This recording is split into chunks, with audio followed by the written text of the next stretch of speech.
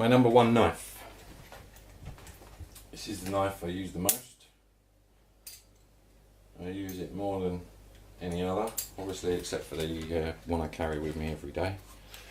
And it is a Falkniven or Fällkniven, whatever you want to call it. I don't really care either way. F1. It's the black version. I do not know what possessed me to buy a black version, because as you can see, didn't stay black for long. This is probably about a year old at this point. It's got a, oh god, I can't remember what they're called. It's not a flat grind. Convex, it's a convex grind, so the edge of the blade is a piece of paper here. Should be a piece of paper here. What this is we've got drawn. The edge of the blade, as opposed to being straight like that. You can actually see this in what I'm drawing. As opposed to being straight like that, is curved. Let's see if we can get this camera to focus. Yeah, this is a flat grind. This is a convex grind. It's supposedly the blade holds its edge for much longer. I don't really know. I have trouble, or have had a lot of trouble sharpening it when it went blunt. The first time I tried to sharpen it, I just made it even more blunt. As you can see, it's thick. It holds quite nicely in the hand. Either way, I've got a small lanyard on it because it allows me when I'm working to just let go of it and then pick it back up when I need it. You can see, if I can get the camera to focus, that this is actually, come on camera, here's my hand, focus on my hand. There you go. This is actually a composite blade. You can see this line here is where the inner and outer parts of the blade join. It might be more pronounced on that side. It's not so easy to see on that side actually. But it came with a leather sheath, which was, not to put too fine a point on it, bloody horrible. It was so stiff. I soaked it and tried to get it to do anything, so I decided in the end, sorry, I'll modify it.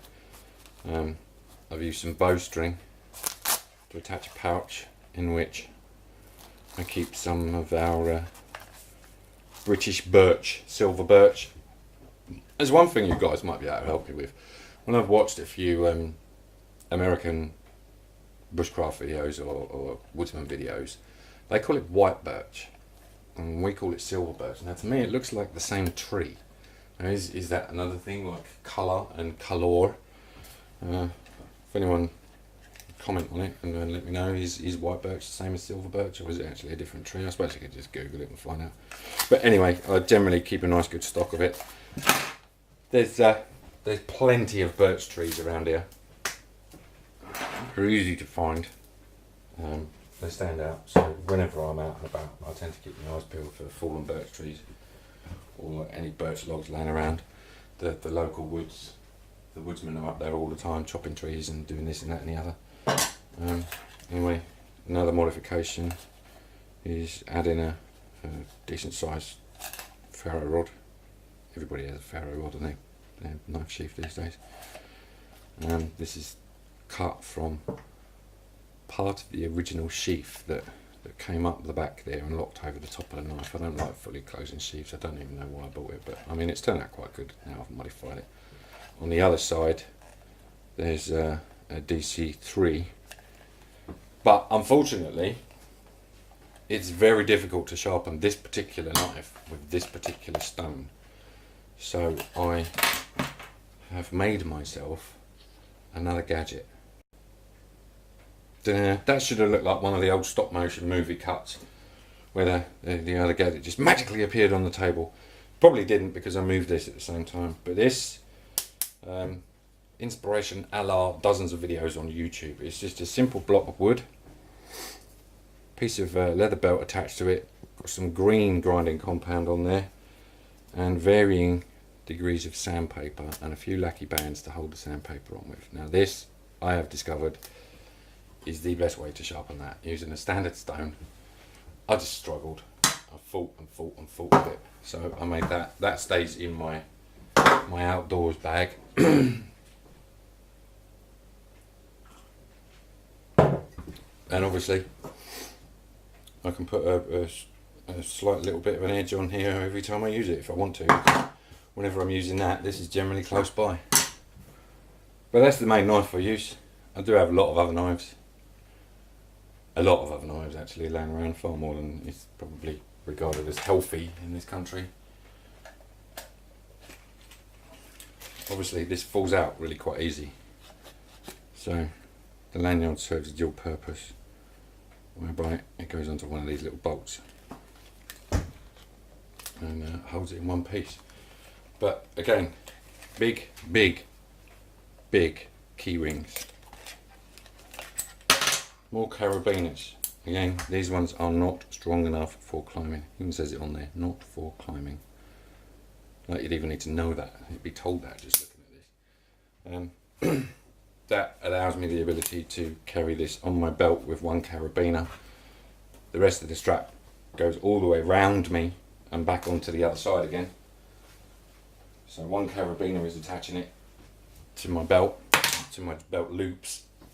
The other carabiner goes round as a secondary belt and attaches, or I can carry it like you would carry a shoulder bag over my shoulder.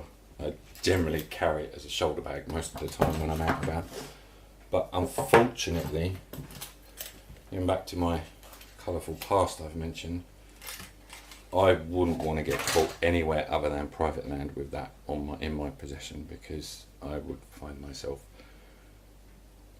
in deep doo-doo, as Jar Jar Binks would say. So this only ever comes out when I'm on private land.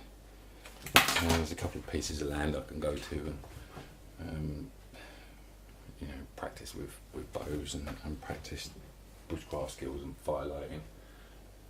I've never ever tried a bow fire with a bow drill. It is my intention to practice, and I will video said practice, and you can all laugh at me while it takes me attempt after attempt after attempt to try and light a bow drill fire. Might be lucky, get it first time, I understand the theory behind it. The only thing I've always been a bit concerned with is what woods to use, but this is if there was an emergency and I needed to get out of the house and had to go out somewhere, I wouldn't think twice about grabbing this. If I needed to survive outside, I would take this with me. There is one other thing that I will take with me, which I will just pop downstairs and grab. An axe. I've got through a lot of axes, cheap axes from, you know,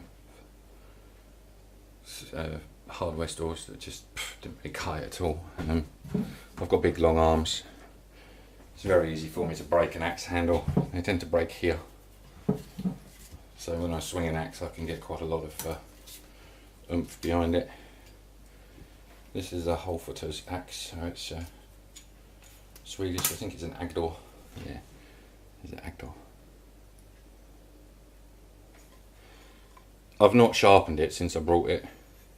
It's had 2 good long sessions, one long weekend camping, probably 6 days altogether, and it was used every day to cut wood. It needs to be, it needs to have its protection put back on, but what I was thinking of doing is buying myself a piece of leather, and I'll probably glue a piece of leather around there instead of this string. It's not really cutting it. But these are 2 of the items that I would not leave the house with if I was leaving the house in a kind of a major emergency.